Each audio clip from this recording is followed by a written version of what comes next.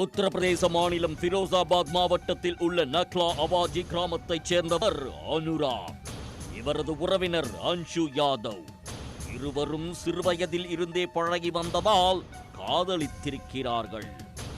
அன்ஷுவின் தந்தை ரன்வீர் சிங். 65 வயதான இவர் உத்தரப்பிரதேச காவல் நிலையத்தில் இன்ஸ்பெக்டராக வேலை செய்து ஓய்வு பெற்றிருக்கிறார். இவருக்கு மொத்தம் 5 பிள்ளைகள் உள்ளனர். அதில் 2வது மகள்தான் அன்ஷு. சிறுவயதில் இருந்தே இருவரும் ஒருவரை ஒருவர் விரும்புகிறார்கள் என்ற விஷயம் ரன்வீர் சிங்குக்கும் அவரது குடும்பத்தாருக்கும் தெரியும். ஆரம்பத்தில் அதை அவர்கள் பெரிதாக கண்டுகொள்ளவில்லை. ஆனால் அன்ஷு வளர்ந்து திருமண வயதை எட்டியதும் அந்த காதலுக்கு தடை போட்டிருக்கிறார்கள்.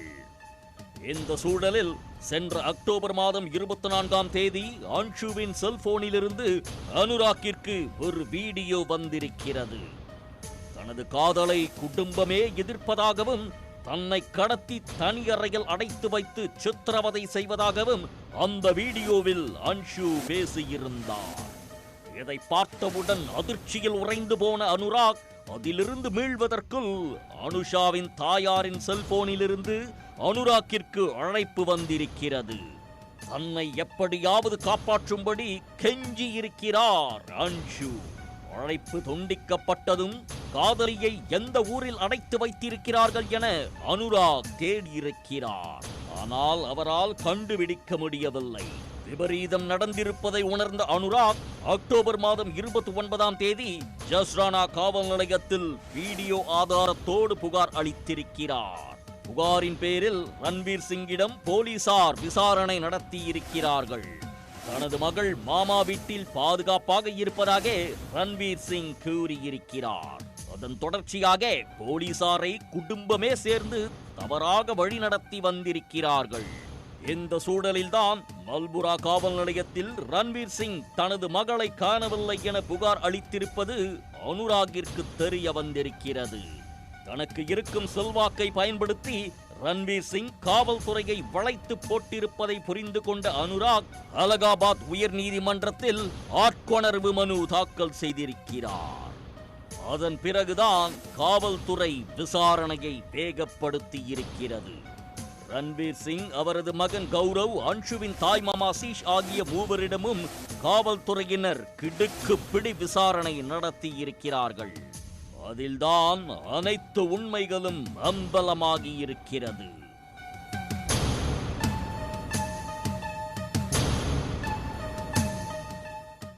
அனுராக்கை மறந்துவிட்டு வேறு ஒருவரை திருமணம் செய்ய ரன்வீர் சிங் மகளை வற்புறுத்தி இருக்கிறார்.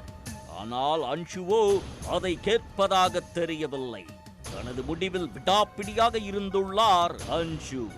இதனால் ஆத்திரமடைந்து அன்ஷுவை கழுத்தை நெரித்து கொலை செய்திருக்கிறார்.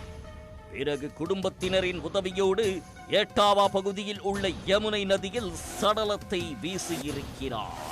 ரன்வீர் சிங் கொடுத்த வாக்குமூலத்தின் அடிப்படையில் சடலம் வீசப்பட்ட இடத்துக்கு சென்று தேடியிருக்கிறார்கள். அப்போது எலும்புக்கூடு மட்டுமே கிடைத்திருக்கிறது.